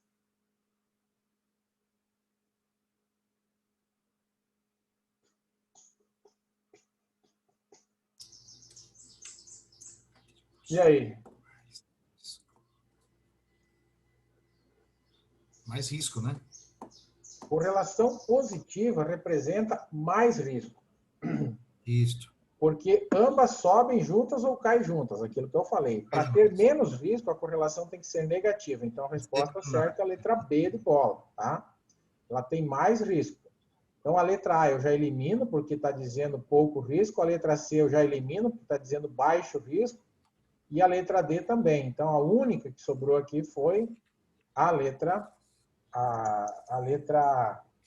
B de bola. Tá? 24. A rentabilidade relativa de um investimento deve ser maior que a nominal, é sempre conhecida no início, é conhecida no início do investimento de taxa pré-fixada ou refere-se a um benchmark? Puxa, até que enfim uma questão normal. Que louco esse D? D de dado, né? D de dado? Isso. Lembra da rentabilidade relativa? É aquela que é comparada a um benchmark. Por exemplo, se eu falar para vocês que um investimento tem rentabilidade de 80% do CDI, essa rentabilidade é relativa, tá bom? Daí tem a absoluta, que é aquela que eu estou vendo, que é 8% ao ano é absoluta. 80% do CDI é relativa. Beleza? É fácil. Vamos para as mais difíceis. Observe o quadro abaixo e perceba que nenhum dos ativos domina o outro, já que um tem maior retorno e outro menor risco. A taxa Selic está em 1%. Como decidir qual o melhor investimento? 25. Calcular o índice Sharpe e decidir pelo fundo A porque tem a melhor relação risco-retorno. Né? Pode ser, né? Calcular o índice Sharpe e decidir pelo fundo A. Aí eu tenho que calcular o quê? Tenho que calcular o índice Sharpe, né? Para saber se eu decido pelo fundo A. Qual que é o Sharpe? 33 menos 1 dividido por 6. O Sharpe do A é 5,3, tá? E o Sharpe do B vai ser 25 dividido por 4. 6,25. Então, o melhor Sharpe é o do B. Então, a resposta B. certa é a letra B. Calcular o índice Sharpe e decidir pelo fundo B, porque tem a melhor relação risco-retorno. Risco-retorno. Então, o A está errado porque o A tem um Sharpe menor, depois vocês calculam aí para chegar na conclusão. Né? Mas, na verdade, como que calcula? Você pega o retorno menos a taxa Selic e divide pelo risco. Letra C. Calcular o índice Sharpe e decidir pelo fundo A porque tem retorno maior. Ele tem retorno maior, mas calcular o Sharpe dele é menor. E qual é a regra do Sharpe? Quanto maior o Sharpe, melhor. Bom, então a C não é. Optar pelo fundo A porque o seu índice Sharpe é maior que o do fundo B. Já disse que não, né? O Sharpe tem 5,3 e o B tem 6,2, tá? Tá bom? Depois vocês calculem aí para chegar nesses valores. 26. Veja o ranking abaixo, publicado no último dia de determinado ano de fundo de investimento de renda fixa ativos e determine o mais arriscado. Fundo A, B, C ou D. Qual que é o mais arriscado? Né? Coloquei 4 indicadores aqui para definir qual que é o mais arriscado. Gente, o que determina risco? Né? D. O Sharpe faz a relação risco-retorno. Então, aquele que tem o menor Sharpe tem a pior relação risco-retorno, ou geralmente tem maior risco. Tracking, quanto maior, mais arriscado. VAR, quanto maior, mais arriscado. Duration, quanto maior, mais arriscado. Né? Ou seja, o VAR de 3, tracking de 5, né? O Sharpe aqui, 2,5 ficou no meio e o Duration 4. Com certeza, o D é a resposta certa. D. Entenderam por quê? Porque tudo é maior, né? Sim. Né? O cara corre, ó, um VAR de 3%. Quer dizer, esse é o risco máximo de perda. Então, significa que tem um risco maior. Ele quer saber qual é o mais arriscado, tá? Show, né? 27. Com base na matriz de correlação abaixo. Isso aqui tudo são números de correlação. Pode ver que eles vão de -1 a +1. Indique a melhor combinação de 2 ativos para compor uma carteira que busca diversificação de risco não sistemático. Então, nós vimos falando desde lá dos primórdios que para uma carteira diversificada eu tenho que ter ativos com correlações mais negativas possíveis. Não é verdade? Tá? Então, qual que são os 2 aí que dá uma combinação nesse sentido? Mais negativa possível. A com B, A com C, B com C ou B com D? Qual que tem uma combinação mais explosiva aí? Aquele que tem a correlação mais negativa. Quais que tem as correlações mais negativas? Eu tenho que comparar aqui a linha com a coluna, né? Ó, A com B. O A, mais 1,2. E o B, 0,2. Isso aqui é uma correlação boa? Não, né? Não. Não, porque o A está com positivo 1.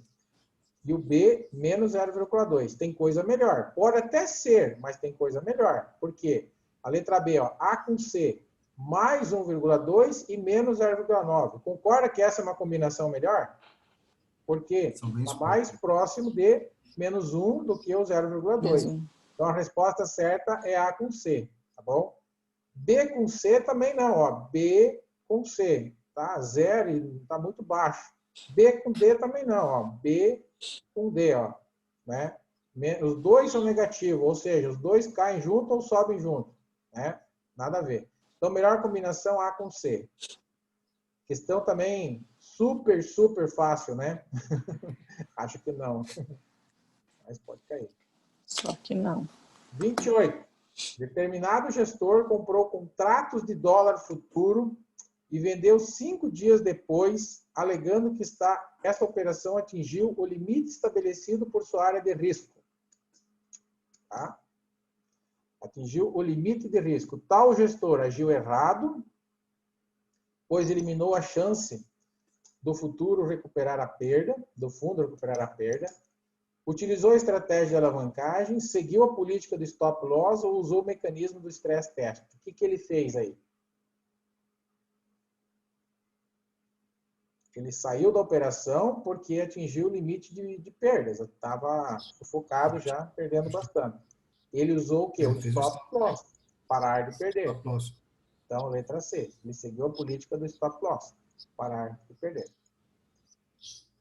29. Sua expectativa é de queda na taxa de juros, objetivando o maior lucro possível.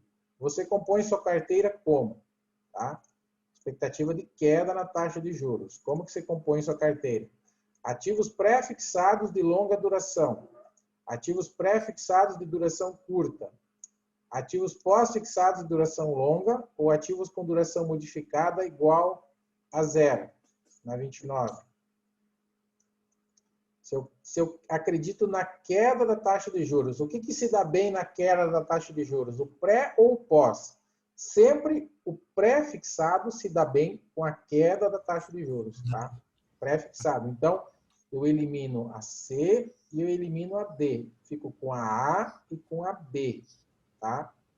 Se eu, para ter o maior lucro possível, eu opto por duração longa ou por duração curta, né? 29. Longa, longa, longa. Eu tenho aqui ativos pré-fixados de duração longa ou duração curta. Objetivando o maior lucro possível, eu escolheria a duração longa, né? Porque daí eu estou mais tempo exposto ao risco, tá certo? Eu acho que o gabarito está dando letra B, né? Mas é a letra A, certo? Aí depois eu mudo aqui. Deixa eu até acertar, marcar isso.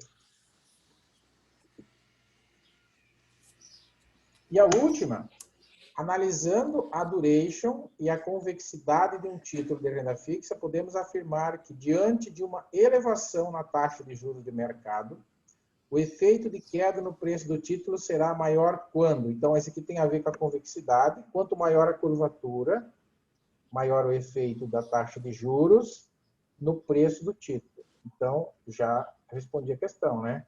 Quanto maior, né, a convexidade, maior o efeito, né? Ele quer saber aqui, diante de uma elevação na taxa de juros, o efeito de queda no preço do título será maior quando? Então, como tem relação inversa, né, o efeito maior será na letra B, quando a convexidade do título for menor.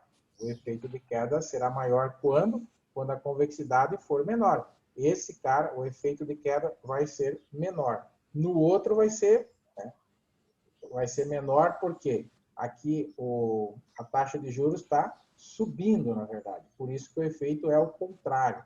Então, a letra B que é a correta. Aqui eu tenho os gabaritos do comentado, se vocês quiserem dar uma olhada. E aqui o gabarito dos testes rápidos. Né? Isso aí. Cara, foi uma manhã muito proveitosa, mas é bastante informação, né? Isso aí. Bastante. Bastante. Sugiro que vocês, quem não for fazer a prova agora, né, estudem esse módulo aí. Cai de 6 a 11 questões, geralmente, deste módulo na prova. Então, é um módulo bem extenso, né? Bastante coisa que cai. Como são bastante informações, tem que estudar ele de maneira segmentada. Entender cada conceito, né? Ou, pelo menos, tentar entender o máximo de conceitos possíveis para tentar acertar o máximo de questões. Gente, eu acho que a gente foi bem até aqui. Mas eu fiquei devendo o módulo 6 para vocês da Previdência, né? Então, eu não digo que a gente terminou ainda, porque eu teria que fazer esse módulo com vocês. Mas eu não vou conseguir fazer antes de quarta-feira, tá bom? Então, a gente vai se falando no grupo para a gente marcar a nossa despedida aí, né? Não precisa, Previdência não precisa 3 horas. Eu acho que em 2 horas a gente mata a Previdência, tá? Não é um assunto muito difícil também. Eu não quero ficar devendo para vocês. Mas, assim, pelo menos a gente conseguiu aqui ajudar quem vai fazer a prova semana que vem para dar uma geralzona, né? Sobre a data, a gente vai combinando no grupo daí, tá bom? De repente, quarta, quinta, vamos ver. Pode ser? Beleza, professor. Pode ser, pode ser. Pode ser sim. Tá. Então, eu agradeço a todos, muito obrigado e até o próximo encontro, tá bom? Desejo sucesso para quem vai fazer a prova essa semana e eu fico à disposição. Bom fim de semana, queridos. Adriana, aproveita. Obrigada, professor. Obrigada, professor. Tchau, tchau. Obrigada, Fim de semana, tá? galera. Tchau, tchau. Tchau, tchau. Tchau.